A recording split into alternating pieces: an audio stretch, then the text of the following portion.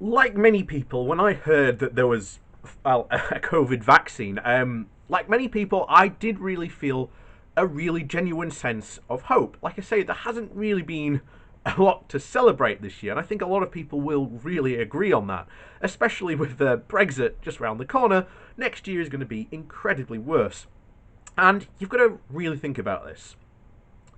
Britain and Boris Johnson came out and approved this COVID vaccine before anyone else, thus essentially attempting to nationalise the the EU vaccine.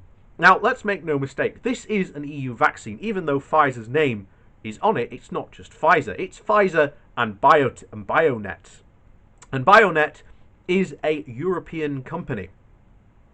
And the vaccine itself was developed by a German with Turkish immigrant roots.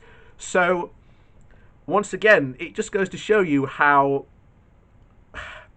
this is something that Britain has continuously done, that it has Europeanized failure and Britishanized, I should say it, Britishized success. And this isn't really, and you can go all the way look at the technical things. This was a multinational European, very successful, expertise, and that's what really happened. And we can see going forward that essentially Britain is going to try and essentially bet on the fact that it can somehow regulate its economy, essentially to be a better success than the EU. But that in no way is even assured, and it is a long off bet that has been tried before in the past, as we have discussed at length many times before during the post-war years of just the last century. So, history has a funny way of repeating itself, but there we are. And I just want to go over, I think this is a fantastic article. It just sums up last week. And it's Ian Dunt's article in politics.co.uk. And it's a lorry load of hope. And I can't agree more with that article. It is an absolute, fantastic news that we have got a vaccine. However, the attempts by essentially the British government to try and nationalise the vaccine should be anything but deplored at this point. So, the confirmation that a vaccine had been approved was just one of those moments of pure joy that has no appreciable way of being turned into words. It was less a news item than a shot of pure euphoria, delivered directly into the bloodstream of everyone on Earth. For the first time in a long time, indeed, since the whole tedious process started, you can imagine getting your life back. And your real life, not just a half-life version we've been enduring for the last year, but some black and white TV with bad reception, your full-colour 4K widescreen TV actual life, where a dinner out with friends is not considered some mad luxury, where you can actually hug people without wondering if you've just killed them, whether you can walk through the cities throbbing with activity and not feel alarm or disquiet, but just the reassuring pleasure of living amid humanity.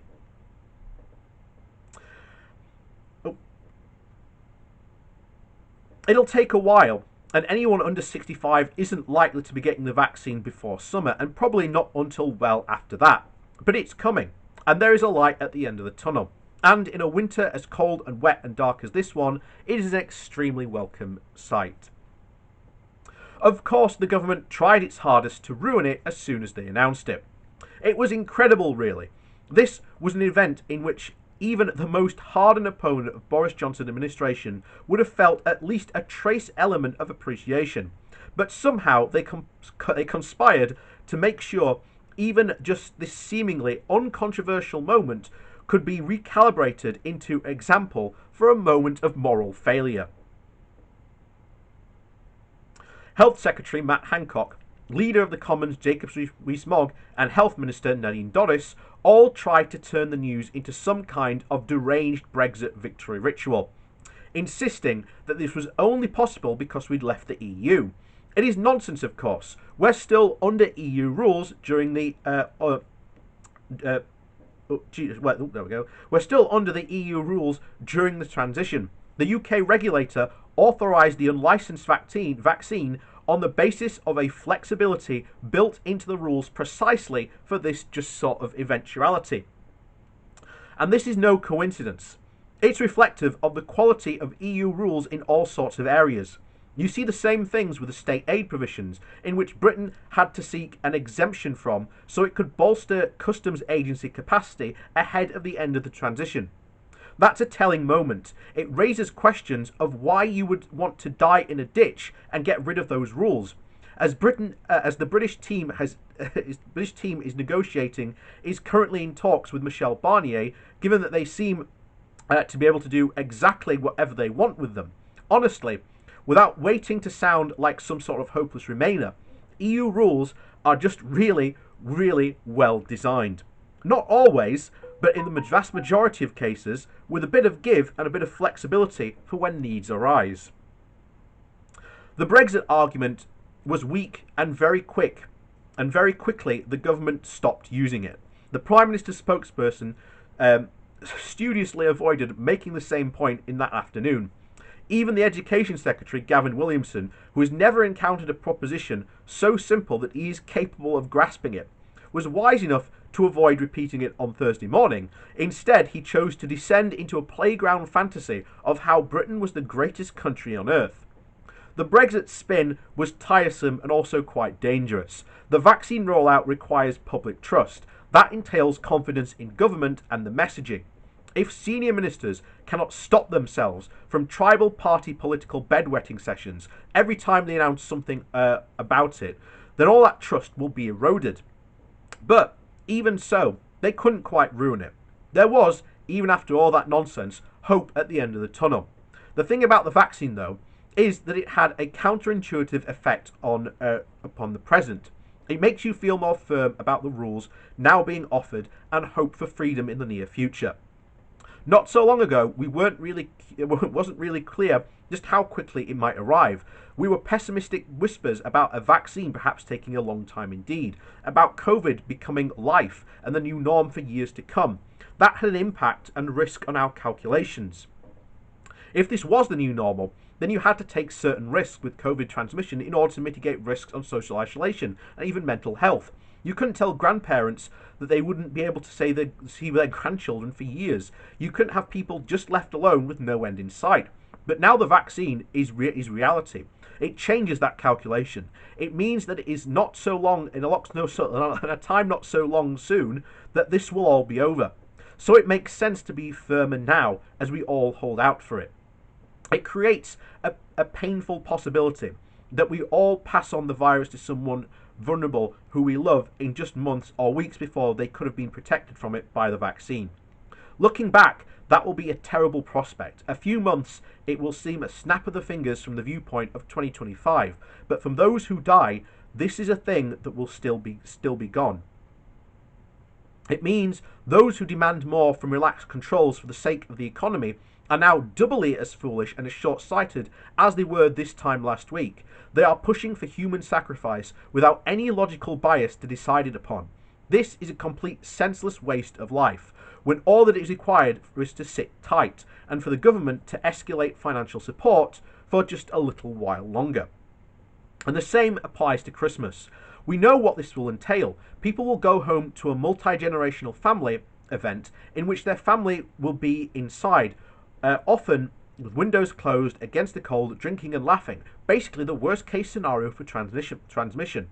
They will embrace because they are with their loved ones, and the human mind finds it most impossible to believe that the most natural and healthy of actions could be possibly harmful, and they will let their guard down. The government has opened up for Christmas for two reasons. Firstly, because no government believes it can ban Christmas, and secondly, because they concluded people would go home anyway. The first is a cynical, if not self-inserted calculation. The second is a bit more pragmatic. But they both lead to the same place, to tragedies that need not take place. In fact, for those of us still trying to get through this period, the visibility of the vaccine means we should take a sterner view of our behaviour than we did before, or the lockdown skeptics or the Prime Minister are now taking. We need to be more careful, not less. We just have to be more strict, because if we hold out just for a little longer, this will become the grim and distant past instead of the horrible present.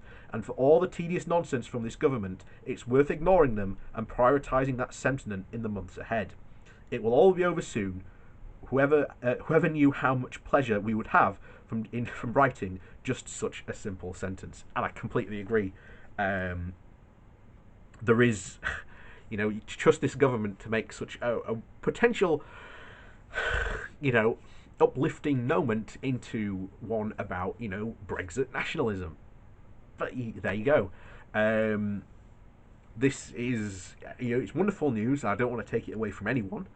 But, please do be careful. The vaccine is not here yet, and you have to take it all the more simple. But now there is that vaccine there. There is now light at the end of the tunnel. There is end in sight. So please, please, please do bear that in mind. And as always, thank you for watching. Please do hit that like and share button. And of course, down below there are links to my Patreon page, as well as a one-off donation link. And of course, thank you for watching, and we'll see you all next time.